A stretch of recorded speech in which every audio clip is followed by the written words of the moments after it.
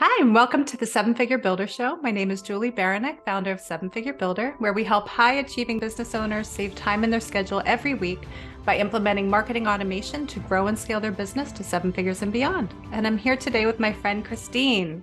Thanks so much for having me, Julie.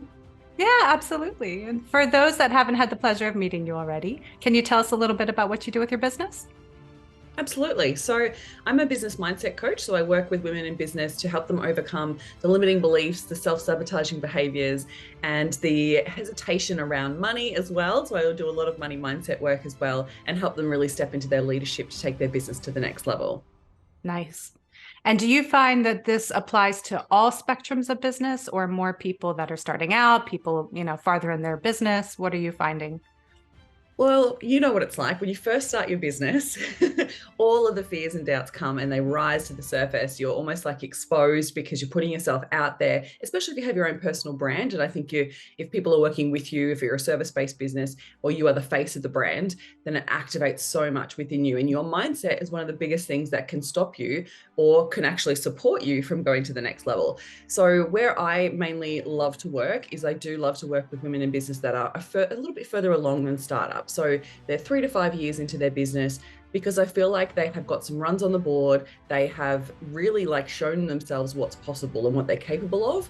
And then they're at that next precipice and they're literally like, oh my God, I don't know how to get to that level. Or they're freaking out about money, or they're literally, pushing up against their own blocks and they're self-sabotaging and they're getting in their own way. That's my sweet spot because I really just love that next level focus. And I am able to, uncover that fear of success, fear of failure, all the stuff that's stopping them and help them shift that so they can step up and go to that next level. Totally. Yeah, that's something I found myself coming across again recently was just get out of my own way. Like stop worrying about the little details or what other people are thinking or putting yourself out there and being vulnerable. And it's like, you know what, just do you and the rest will fall into place.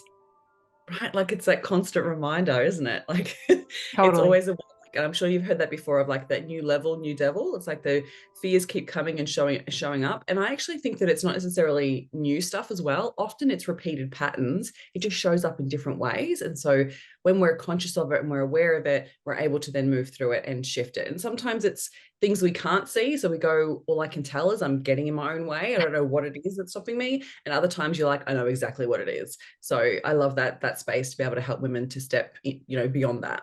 Yeah. And that's hugely helpful to have that mirror of somebody else to say, okay, well, why are you doing this? Or what is the root of that so that you can actually identify it and then move forward.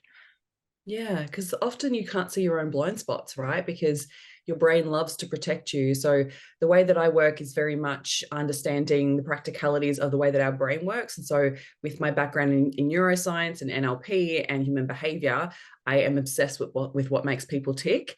And so I do a lot of processes to help shift the subconscious mind because that's really what's driving the show. And often our conscious mind is protecting us from noticing what those belief systems are or what we're doing, why we're sabotaging ourselves, because it's ultimately our identity and that feels really comfortable and safe with who we currently are. But to go to that next level, you've got to then create this whole new version of yourself because like I was talking to a client the other day, I'm going to already go off on a rant, but like I was talking to a client the other day and she's really on this next precipice and she's now hiring staff and she's, pushing up against these new barriers around having to pay staff consistently and also bringing in more money than she's ever brought into her business before. And so she was talking to me about it and she was like, I just I don't know who I am in this space. Like I know that I should be doing these things, but I know that I should be really helping my team and making sure I've got new team and new business on for them. But I feel like I'm so out of my depth, and I feel like I'm a fish out of water. And I just want to go back and do the things that I'm really confident in. And that's Mhm. so natural, when we step out of our comfort zone and back to where we are comfortable, that's that next precipice, right? We've either got to create that new identity so we can step into that new version of us and stepping in as a CEO, or we end up just going back or letting the staff go or making the business smaller to go back to our comfort zone. Yeah. Well, and that's key is that we start the business based off of what we know and our strengths and what we're good at and how we can help people. But as that business grows and you're pushing, 7 figures and beyond, you're stepping out of that into that CEO and that leadership and that, the CEO mindset that you really have to embody and help lead a team. And there's so many unknowns that come with that, of, like you mentioned, hiring and staffing and, paying and benefits. And like, it goes on, that there can be so much and so overwhelming that you just want to go back to, that was easy. I knew that. Yeah, absolutely. It's scary, right? Like it's some of the things that you've never done before. And so if you've got no experience in it or representation, or no one's shown you the ropes, often the brain's just like, you don't know what you're doing here. Like, this is scary. You should just go back to what was comfortable. So yeah. Right? Fight or flight, and you want to just get out of there. So it helps to have 100%. somebody that's done it before, or has that background, or has steps that you can follow and follow proven paths instead of figure it out as you go. Yeah, exactly. So what are the biggest things that you see with people where they self-sabotage, or, consciously or subconsciously, that they, again, get in their own way? So I see, like, often fear of success or fear of failure cause a lot of hiccups. And the reason for that is because as we're pushing up against, like, often people, a lot of women that I work with think that they have a fear of failure. And they often come to me with that. They're like, I think I'm worrying about failing. And then we actually dive into it even deeper. It's not that they're worried about failing, because to get to where they are, they've failed enough, right? Yeah. Like they know what it's like. They've pushed through it. They've overcome those challenges and stepped back up and tried new things. It's often not the fear of failure. It's often the fear of success. And so we have fears around what that would look like, who we'd have to become in the process, the judgment that may come, the rejection that may come, the handling of the success. So it could be the responsibility, the fear of the responsibility of having to either lead people, manage people, have that level of team. It could be managing the money. Like, there's so many elements when it comes to that level of responsibility. Well, a lot of women go, oh, that's real. I don't know if I really want to be there.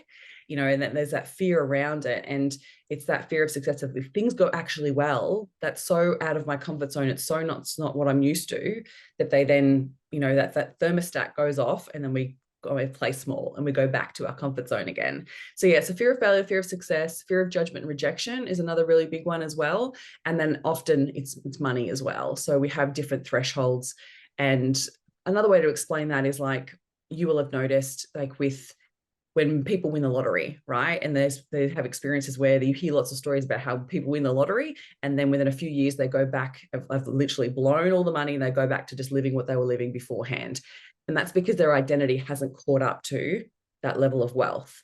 And so what I love to help women with is actually work through those money blocks, so then they can believe it's possible to hold the capacity of that money in their business, and also recognize that there's a whole new level of skills that come with that, right? So if you've never managed that level of money, there's going to be a level of education that has to go with it too.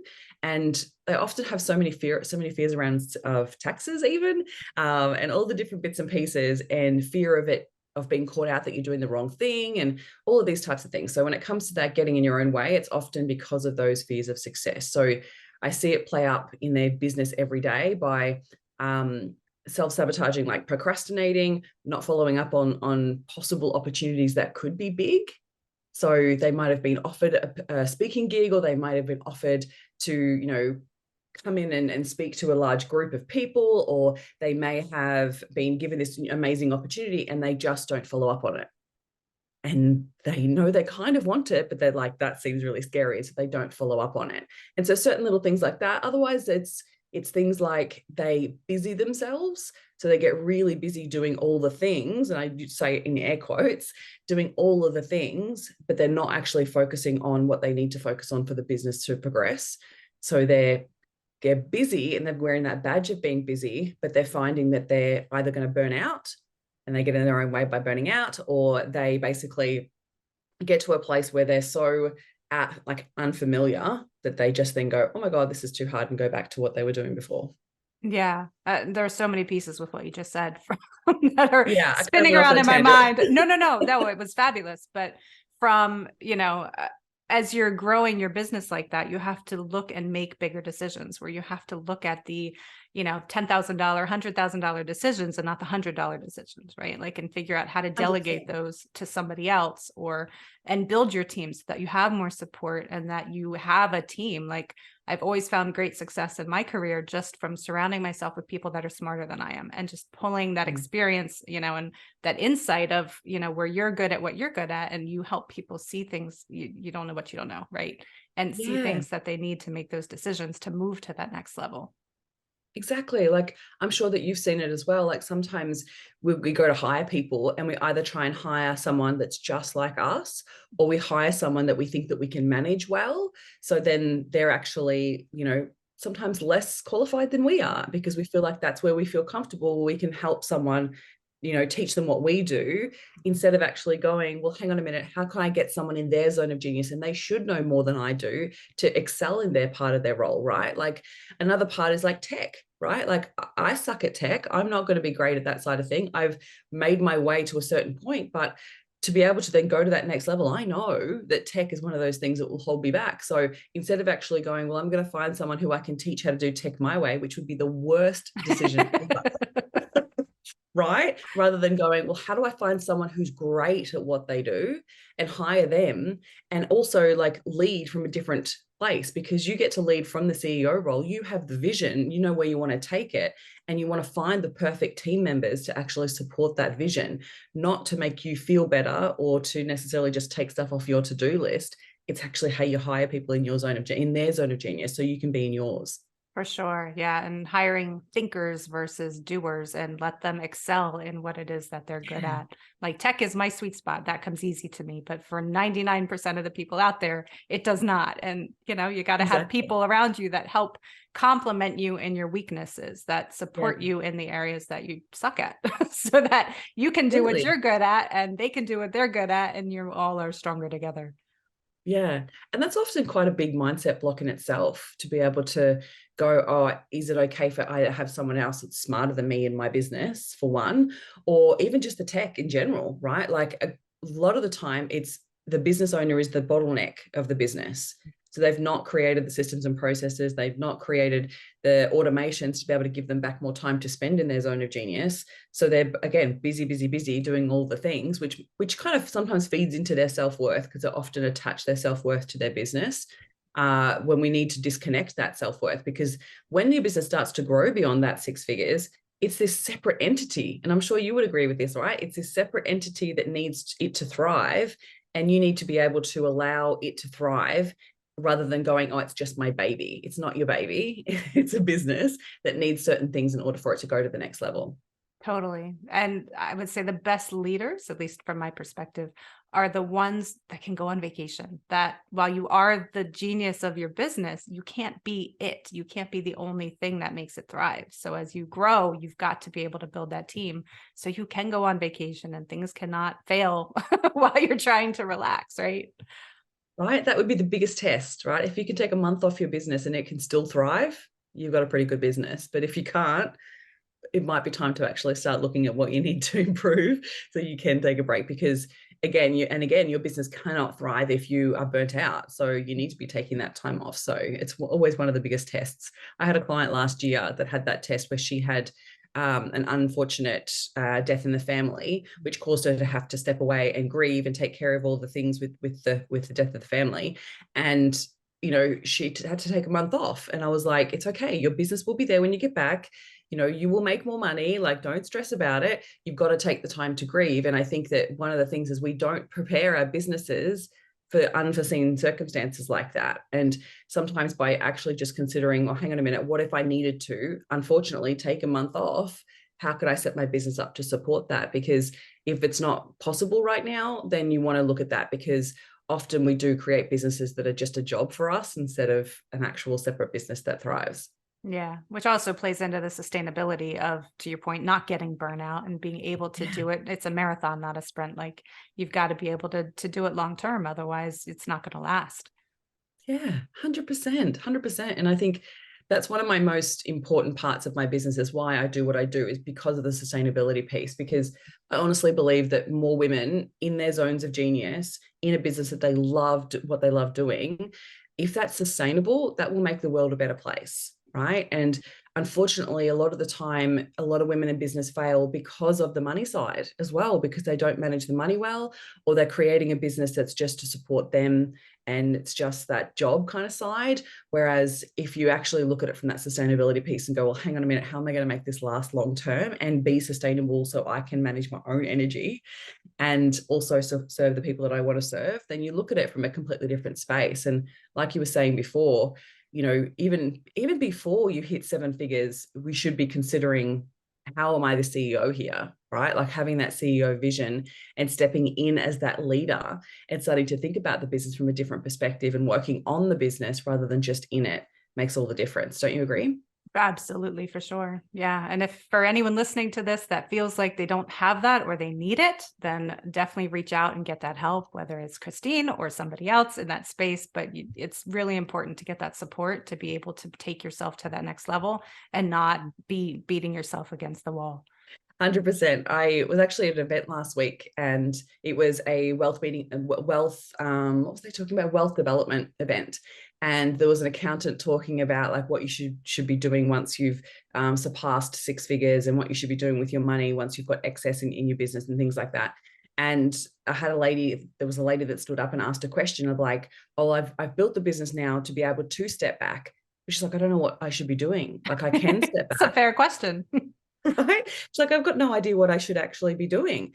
And it was so interesting because the accountant was like, well, you should talk to your accountant and find out what you can outsource. And I was like, no, don't say that. I was like, no, you should be looking at where you want to go. Like, what's your big vision Right. and what are you going to need to do to get there? Right. And what are who are the people that you're going to need on your team to actually get to that role? And where should you be spending your time? Because you would imagine as well, like you would know with the business owners that you see, that by managing your tech and automating and setting up all of the systems behind the scenes, they get all this time back.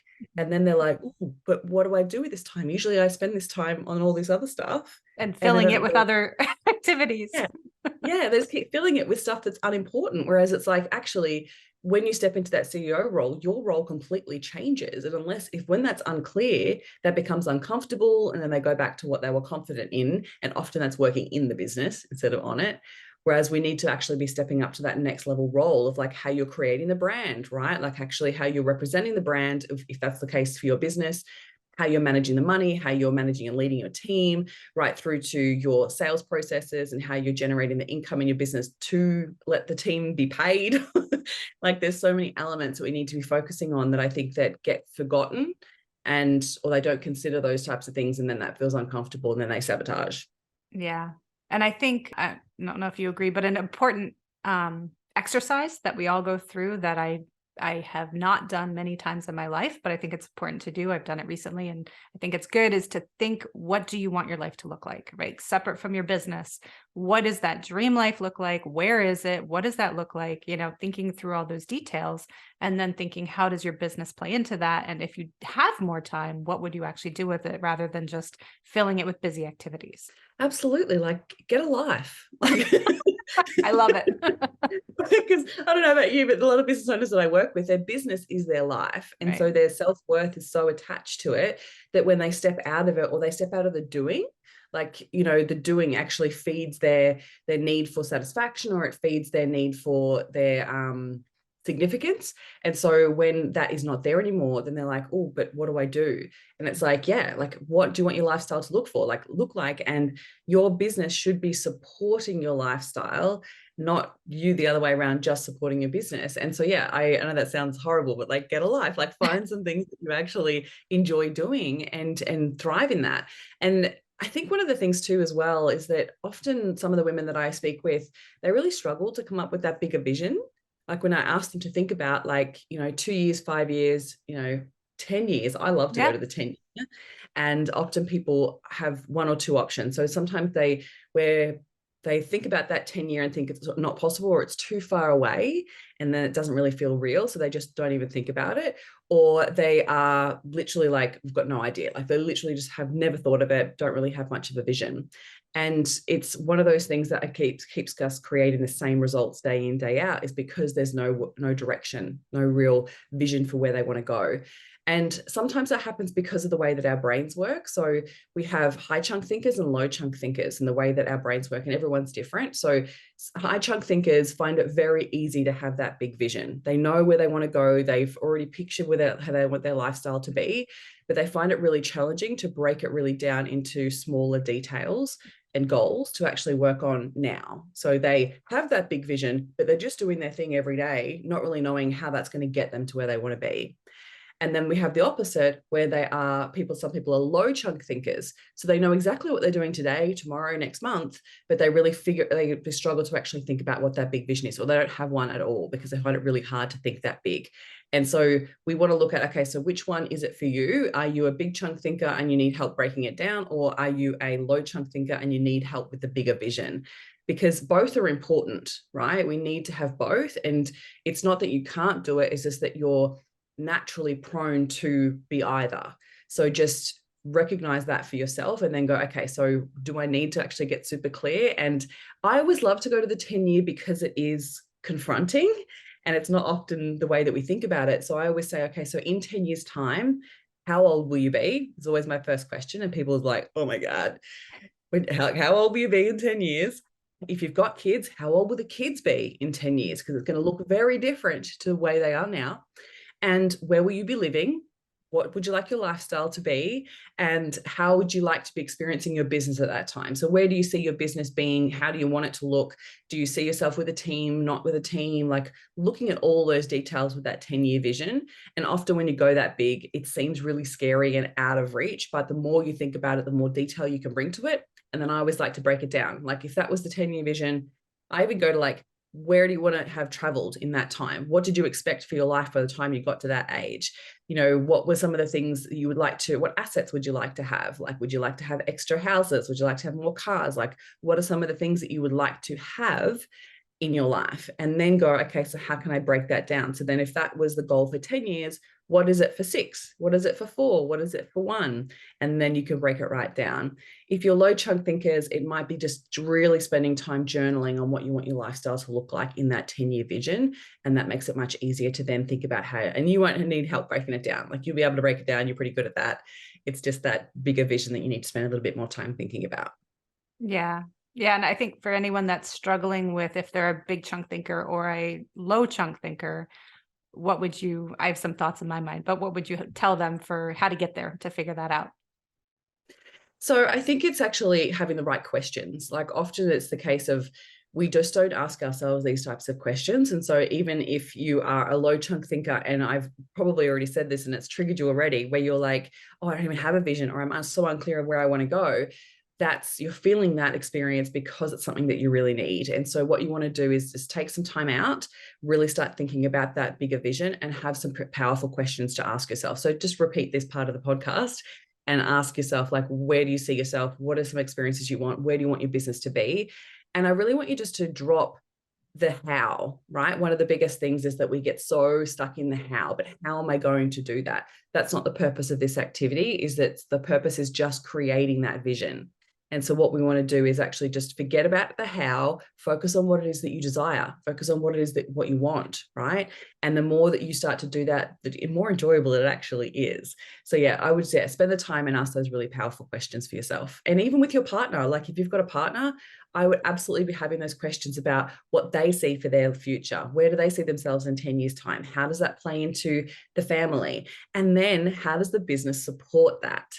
Right? I always like to bring the business in. Like, yes, have some business goals, but think about the lifestyle part first and then bring the business in to think about how that's going to support it. And I always love suggesting that for any of my clients that have partners, because often it's not a conversation that they have. And often what we want to do is be mindful of, as you start to grow, how do you both fit into the business, or how does the business support the lifestyle? Because often what can happen as you grow is sometimes there's challenges in a partnership where you're spending a lot of time in your business and maybe your partner's, getting a little bit jealous or not knowing why you're so stressed about certain things. And it might be because you have a big vision for it that you may have not communicated. And so bring them into the vision, because it's part of what you're creating. Totally. Yeah, and it makes me think back early in my career, I had taken multiple executive presentation courses of like how to present to people and how to take your thoughts and fit them together. And one of the things we talked about in it was the difference in personalities, which is to me the big chunk and the low chunk thinkers of, do they want the end result, like the big idea first, and then you follow in with the details? Or do they want that breadcrumb of details and then follow up to that big idea? So I think there's definitely differences in how our brains process concepts as to how it comes natural to us, whether we want that big idea, we have that big idea, it's easy, or we're stuck in, all the details and then have to get there. Yeah, you're so right. And I think that a lot of the time with those low chunk thinkers, they do get too stuck in the detail. And that's where I think about, like, you want to bring in some form of emotion with it as well, because you want to think about how you want to feel. And when you bring in the emotion piece, it's actually a little bit easier to start thinking about then what you want your life to look like. And it could be that you even just map out, like if you like the detail, you map out what is your ideal day going to look like in 10 years' time. I'm hoping it's going to look very different to the way that it is now. And then you think about, well, actually, what do I need to do in order to create that? Because there's going to be certain things for the business that you're going to need to implement in order to create that.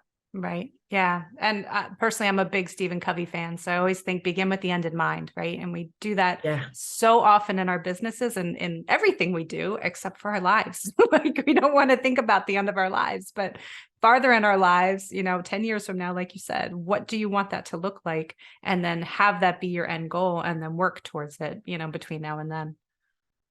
Yeah, because you're literally creating it right now. Like how you're spending your time and your days and your weeks now, you're literally creating it. And I think that when we don't have that bigger vision, we don't have a purpose, we don't have a drive to actually reach it, and we don't have a plan. Right. So it's like, well, if you want to buy a house next year, you're going to have a plan to save a deposit, right?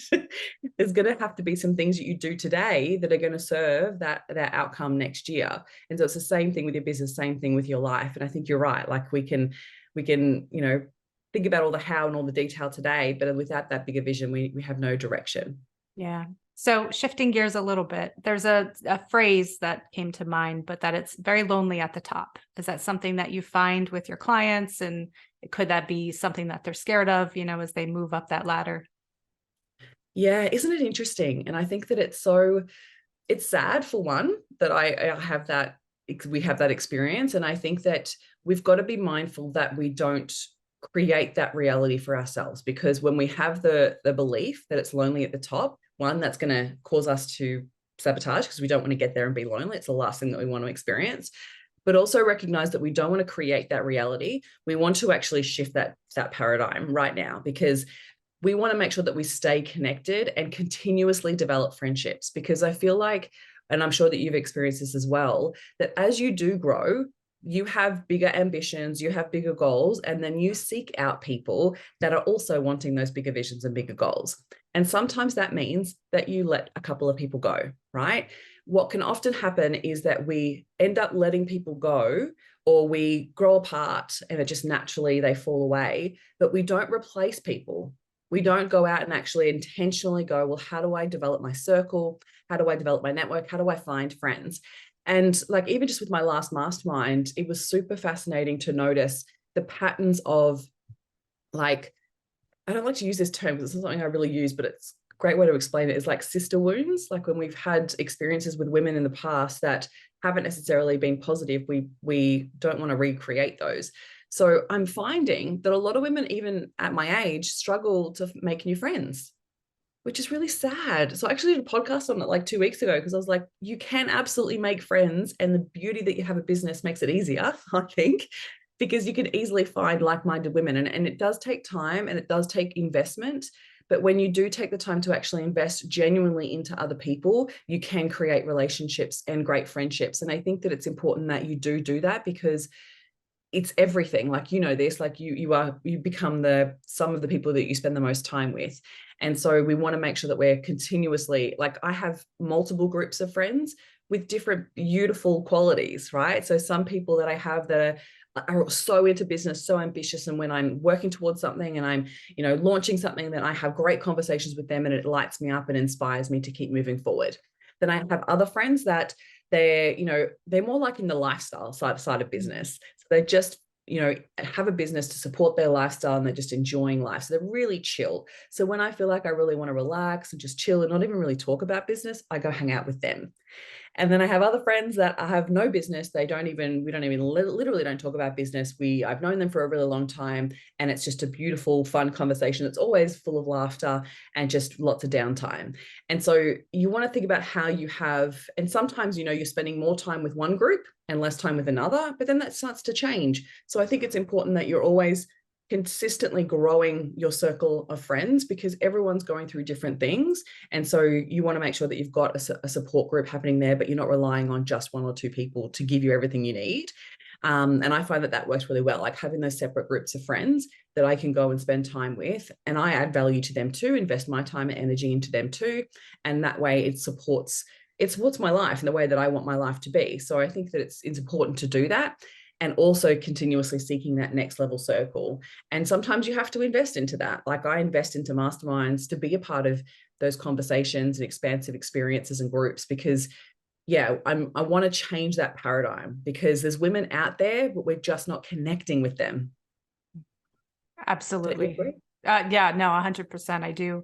And I think, all through my life, my relationships and my friends, most of my close friends I've had for 30 plus years. Like I've had them most of my life, and they're very valuable to me. But as we're all moving 1,000 miles an hour with our families, with our jobs, with, everything in our lives, it's very easy to become disconnected or just catch up like every 6 months. Or maybe I'm the only one that, you reach out and make sure you sync back up, but you have to be intentional about it. And I think it's so important that we're intentional about creating those new friendships. And when we have a business, we're oftentimes so in the sales mode. And so it feels superficial, and it's hard to connect with people on a genuine level. Like that's honestly one of the reasons I love this podcast, is connecting with people. And I'm not pitching anything. Like it's just, truly connecting with people. And I've met some of the coolest people. It's just been a really awesome experience. But it's important to be very intentional about that, and then continuing to connect with them and to build and nurture those friendships. Because otherwise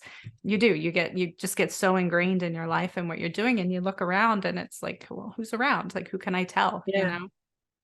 That's it. And like, life gets busy. And I think that it's that intentional piece that comes into play. Like, so for instance, like we'll have certain business practices that we do on a consistent basis that serve the growth of our business. What practices do you have in place that actually serve the growth of your friendships? Right. So it's like, I look at it like that, and I think about, okay, so I like to create like dinners, and like this weekend I'm having a friends barbecue. I've just invited a bunch of friends and a bunch of clients that, that I just love to connect with, and with no intention, no agenda, nothing. Like we're just getting together. And you're right, like, or just touching base with people. And so I actually have a reminder in my calendar sometimes. Totally. Go and do this. And other times it's if I'm going to an event that I've booked tickets to, or if I have something that I'm, maybe doing something online or whatever it might be, I think who's 5 people that I can reach out to that might also benefit from this, but also that I can also stay connected with them. So I love to do that too, because then you're almost like hitting 2 birds with one stone. I go to an event, catch up with some great people at the same time as benefit from being at the event. But so and you can integrate it. It would be really worthwhile. Yeah. I find my best time is when I'm driving, for better or for worse. But when I'm in the car, I'm like, all right, I'm calling through my list and catch up with everybody. And then, and then often checking in with people. So that helps me. But I like to also plan like a dinner every 8 weeks or every 10 weeks where, whoever's free can come, whatever's like, and just invite a bunch of people. And at least then I have something planned ahead of time. So then at least like I know that I'm catching up with them then. So then I don't feel bad that I haven't touched base with them in the last 3 weeks. For sure. So what do you have looking forward in the year ahead? Like what's coming up next for you? How can people reach out to you and connect with you? So I'm actually trying to finish up my book. So I'm writing a book at the moment all about self-sabotaging your success. And it's been a labor of love. I've actually really enjoyed it, but it's also been focused, intentional action, because it's not easy to write a book. Like it's taken a lot of time. So I'm really working on that. So I'm hoping to launch that this year. And I have my program. So I have Elevated, which runs 3 times a year, which is all about transforming your worth, your money, and your business. And I run masterminds every 6 months as well.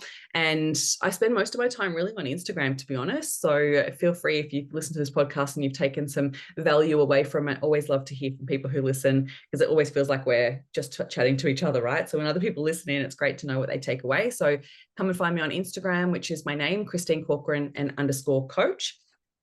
You'll also find me on Facebook, LinkedIn, TikTok, and where am I missing? My website, which is my name. Of course. christinecorcoran.com.au. Totally. Yeah. And I'll have all the links below for everybody that wants to come check out Christine and the work that she's doing. We'll definitely connect you that way. Oh, I have a podcast. Sorry. Oh, yay. Awesome. I also have a podcast called The Next Level Life. So you can always check that out there anywhere you get your podcasts. Very cool. We'll definitely check it out. So if Thank you you had, so much. yeah, if you had the attention of the whole world for 5 minutes, what would you tell them? Right. Little question. Yeah, I love this. It's so good. That's why I stopped to think about it. Your self-worth is not connected to anything other than what you think about yourself. So make sure that you intentionally choose how you want to think about yourself, because you are worthy of everything that you desire. You are worthy of all the love, the attention, the success, the money, whatever it is that you want. You're absolutely worthy of it. Stop doubting it, because it's absolutely a choice. We can decide right here, right now, that you're absolutely worthy, and you're no longer going to believe those old, fearful, doubtful thoughts around your worth. Your worth is inherent. That's so powerful. I love it. Awesome. Well, thank you so much, Christine. I really had a lot of fun chatting with you today. And you can find me at sevenfigurebuilder.com. And I look forward to seeing you on the next episode.